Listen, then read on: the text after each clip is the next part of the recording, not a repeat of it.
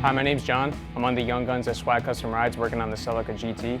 This car will be going to SEMA. I'm going to be doing a custom paint job on this vehicle. Stay tuned.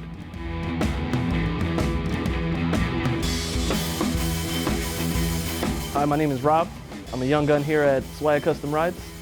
I'm going to be doing the body work on the 77 Celica drift build that we're bringing to SEMA this year. Keep an eye out for it.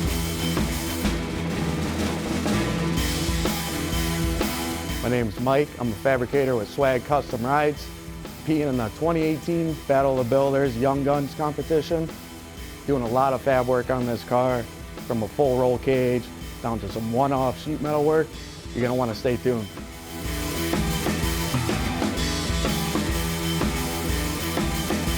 I'm Ron Zork from Swag Custom Rides. I'm part of the build team for the Celica GT drift car.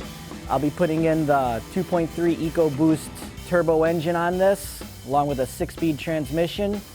I'll be doing all the wiring for this as well. So when this is all done, this will be one sick drift car.